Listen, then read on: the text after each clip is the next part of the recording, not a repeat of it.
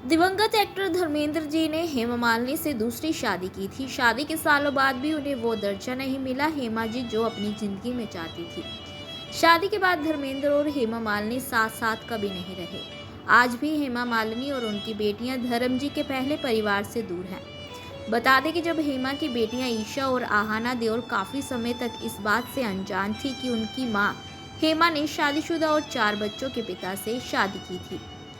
ईशा को अपने पिता के पहले परिवार के बारे में तब पता चला था जब वह चौथी कक्षा में थी। हेमा मालिनी की बायोपिक में ईशा ने बताया था कि एक क्लासमेट ने मुझसे पूछा, तुम्हारी 2 मम्मियां हैं? ये सुनकर मैं बिल्कुल हैरान रह गई। तुरंत जवाब दिया और कहा, क्यों बकवास कर रहे हो, मेरी तो सिर्फ एक ही माँ है। लेकिन ये सवाल उन्हें परेशान करता रहा। जैसे ही मैं घर पहुंची, मैंने माँ को बताया कि मेरी दोस्त ये सवाल पूछ रही थी। शायद उसी समय माँ ने मुझे सच्चाई बताने का फैसला किया। सोचिए, हम चौथी कक्षा में थे और हमें कुछ पता नहीं था। आज के बच्चे तो बहुत समझदार होते हैं।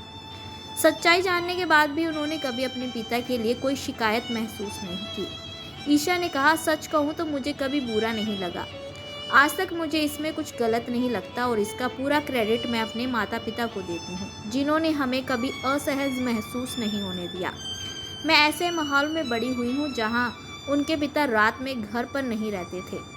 वे कहती हैं कि उनके साथ खाना तो खाते थे, लेकिन उसके बाद चले जाते थे और ये उनके लिए सामान्य बन गया था।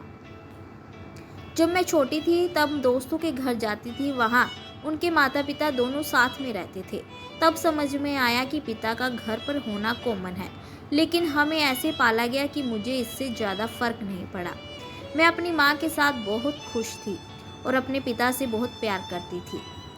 बता दें कि एक बार ईशा देओल अपने पिता के पहले घर यानी सौतेली माँ प्रकाश कौर के घर गई थी, जहाँ ईशा को उनके पैर छूने का मौका मिला था।